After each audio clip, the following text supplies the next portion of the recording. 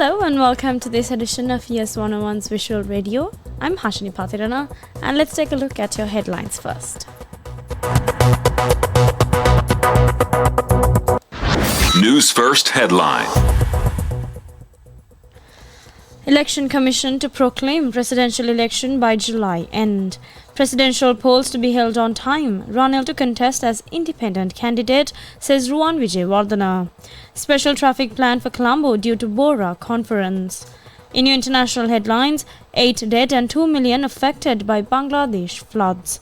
And in your sports, Uruguay knock Brazil out on penalties to move into Copa America semi-finals.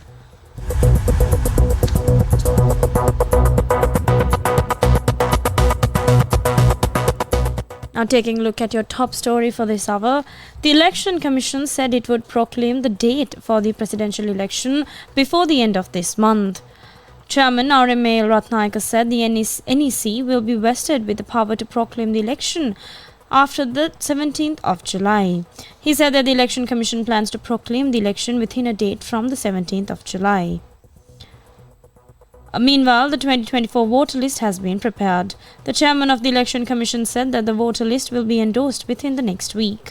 However, the petition filed with the Supreme Court of Sri Lanka requesting an order to hold the upcoming presidential election until the court interprets the election date will be taken up before a 5-member bench tomorrow.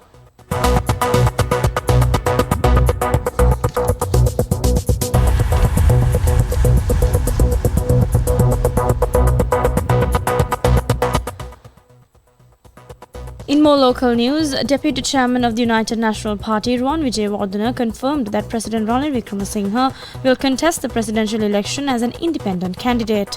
He acknowledged the ongoing discussions about a possible delay in the presidential election, calling them rumours. He stressed that the presidential election will definitely be held and Ranil Wickremesinghe will contest the election as an independent candidate. He added that no leader in Sri Lanka is as capable as Ranil Wickremesinghe. He said, and I quote, "Only one leader possesses the knowledge to solve Sri Lanka's economic crisis. That is Ranil Wickremesinghe. He has proved it with his actions."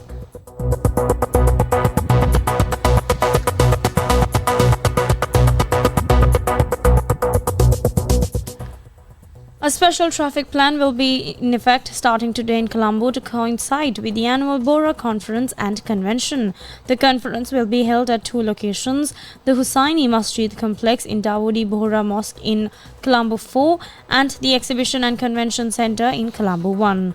Police spokesman DIG Nihal Thalduwa said that several roads in the Galle Road and the Fort Police divisions will be closed at specific times during the conference. He also added that some byroads connecting Galle Road and Marine Drive in Colombo 4 will be temporarily closed. Temporary closures will also affect DR Vijayawardena Mawata, the road opposite the convention centre in Colombo 1. The conference begins today and is scheduled to continue until the 16th of July. The proceedings will be held from 8 am to 11 am, 1 pm to 3 pm and 5 pm to 10 pm.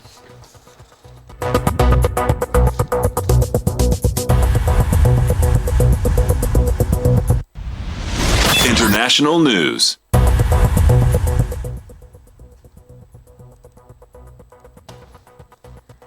Taking a look at your news from overseas, the death toll from floods in Bangladesh this week has risen to 8, leaving more than 2 million affected after heavy rains caused major rivers to burst their banks, officials confirmed yesterday.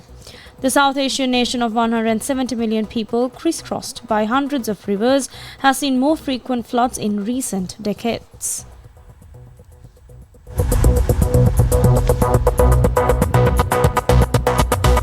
Sports news. And now taking a look at your news from the sports arena, Uruguay edged Brazil 4-2 in a penalty shootout yesterday after going down to 10 men in a bruising 0-0 draw at the Allegiant Stadium in Las Vegas to march into the semi-finals of the Copa America where they will face Colombia. With Vinicius Jr. suspended for Brazil and watching on from the stands, struggled to create opportunities.